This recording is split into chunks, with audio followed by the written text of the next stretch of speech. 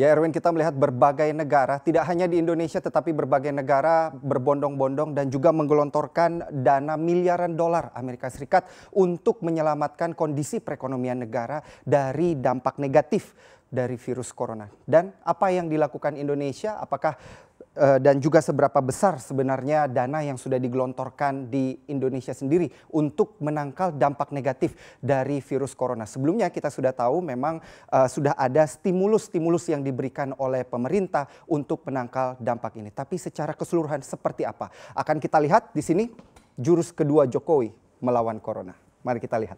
Langsung saja yang pertama, ini adalah stimulus ekonomi di tanah air terbagi atas dua, di mana ini adalah stimulus yang kedua. Kalau stimulus yang pertama kemarin kita memahami bahwa sudah digelontorkan dana sekitar 10,2 triliun rupiah ini untuk pariwisata ataupun untuk memberikan bansos kepada rakyat untuk mempertahankan juga beberapa industri di tanah air. Dan inilah stimulus yang kedua di mana terbagi dua, yaitu stimulus fiskal dan non fiskal, di mana dikatakan totalnya akan mencapai sekitar 22 triliun rupiah, sehingga total yang akan dikeluarkan pemerintah untuk jurus yang kedua ini apabila kita gabungkan adalah sekitar 33,2 triliun rupiah. Nah, kalau kita gabungkan juga dengan defisit APBN kita yang sekitar 125 triliun rupiah total yang dikeluarkan pemerintah untuk tahun 2020 hingga saat ini adalah sekitar 160 triliun rupiah atau sekitar 2 miliar dolar, 2,2 miliar dolar Amerika Serikat. Nah, apakah ini akan menjadi efektif? Nah, tentu saja akan kita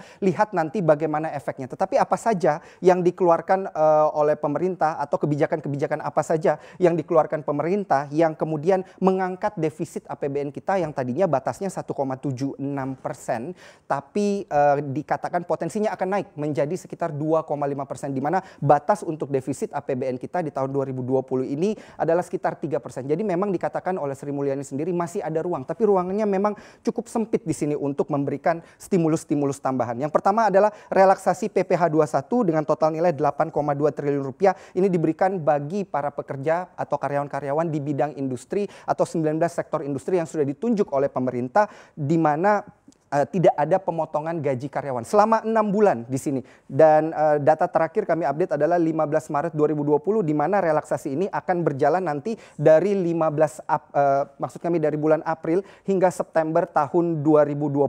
Seluruh stimulus yang ada di sini. Kemudian kita melihat yang kedua, relaksasi PPh 22 impor. Ini untuk industri juga, di mana akan ada relaksasi sebesar 8,15 triliun rupiah. Ini untuk menekan pajak impornya. Jadi para importir kemudian diberikan diskon pajak ketika mengimpor, dan tentunya ini untuk mempertahankan likuiditas daripada industri dan juga pabrik-pabrik yang ada di Indonesia. Yang ketiga di sini ada relaksasi PPh 25 dengan total nilai 4,2 triliun rupiah atau sekitar 30% diskonnya untuk pajak PPh 25, dan yang terakhir di sini ada percepatan restitusi untuk pajak pertambahan nilai. Ini terbagi atas dua untuk yang eksportir dan non-eksportir. Kalau yang eksportir biasanya kalau kita eksportir itu ada kelebihan pajak pertambahan nilai itu dikembalikan oleh pemerintah. Nah, ini uang yang dikembalikan oleh pemerintah tersebut dipercepat dan total nilainya di sini tidak ada batasan. Namun yang untuk non-eksportir di sini ada batasannya senilai 5 miliar rupiah dengan total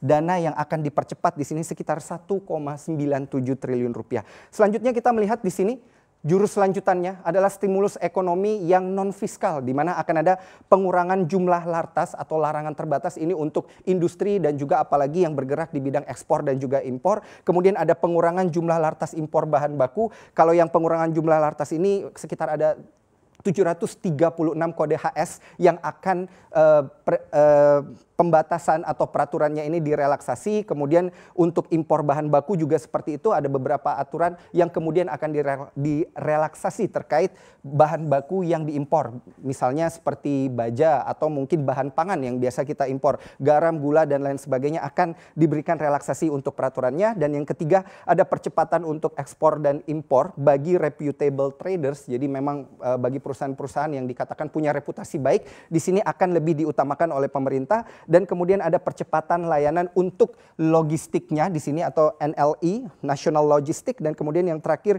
kita melihat stimulus sektor keuangan lainnya seperti OJK yang memberikan stimulus-stimulus pada industri berbasis ekspor maupun impor dan juga bahkan manufaktur. Beberapa juga diberikan oleh OJK adalah UMKM yang kemudian bisa melakukan perubahan terhadap kreditnya di sini, stimulusnya seperti itu, sehingga ini memudahkan untuk UMKM melakukan restrukturisasi kredit. Jadi yang awalnya dikatakan kreditnya macet atau bermasalah, setelah direstrukturisasi, kemudian ini bisa menjadi kredit yang dikatakan cukup lancar dan kemudian lebih mudah meminjam uang pada perbankan selanjutnya. Nah, kemudian kita lihat di sini dari negara-negara tetangga seperti apa kira-kira stimulus-stimulus dan jurus-jurus yang sudah dilakukan. Nah, ini kita melihat ada 6 negara tetangga yang kita perhatikan di sini, di mana Thailand menggelontorkan dana sekitar 240 juta dolar Amerika Serikat. Memang sudah ada 1 korban dari wabah virus corona di sana, kemudian total kasusnya 82 dan yang sudah sembuh ada sekitar 35. Begitu juga dengan di Malaysia, kalau kita lihat total dana yang digelontorkan memang cukup besar untuk mencegah dampak negatif dari virus corona. Terdapat 4,8 miliar dolar Amerika Serikat, Singapura 4,02 miliar dolar Amerika Serikat, Jepang kurang lebih saat ini sudah berada di angka 4 miliar dolar. Dan kita lihat Italia sendiri di angka 8,4 miliar dolar karena kita tahu bahwa update terakhir kita temukan di sana kasus 21.157 virus corona yang sudah positif terinfeksi, kemudian yang meninggal ada 1.441 dan mendorong negara tersebut untuk melakukan lockdown. Jadi memang angka 8,4 miliar rupiah ini sudah tidak diperhatikan nilainya. Yang diperhatikan adalah seberapa kemudian stimulus atau uang yang dikeluarkan oleh pemerintah ini nantinya bisa meredam dampak negatif atau dampak ekonomi yang lebih besar lagi apabila tidak diredam saat ini. Australia pun juga sudah mengeluarkan sekitar 11 miliar dolar Amerika Serikat. Kita lihat di negara adidaya sendiri seperti apa. Total dana yang sudah ditandatangani oleh Amerika Serikat adalah 8,3 miliar dolar Amerika Serikat dan yang terbaru adalah sepertinya Donald Trump akan membuat satu stimulus lagi untuk menyelamatkan industri penerbangan dan juga industri cruise atau kapal pesiar. Karena ternyata memberikan kontribusi kurang lebih 53 miliar dolar Amerika Serikat per tahun dan jumlah karyawan di sana atau orang-orang yang bekerja di industri tersebut ada sekitar 16,3 juta orang. Jadi dapat Anda bayangkan kalau memang dikeluarkan dana sekitar 8,3 miliar dolar Amerika Serikat dan bisa menyelamatkan berkali-kali lipat dari dana tersebut. Tentunya ini akan dilakukan oleh banyak negara karena ini bukan lagi permasalahan tentang uang, tetapi bagaimana uang yang dikeluarkan atau stimulus yang dikeluarkan oleh negara ini bisa meredam dampak yang lebih besar lagi apabila tidak ada pencegahannya saat ini. Demikian informasi terkait dengan bagaimana jurus dari Jokowi yang kedua untuk melawan corona.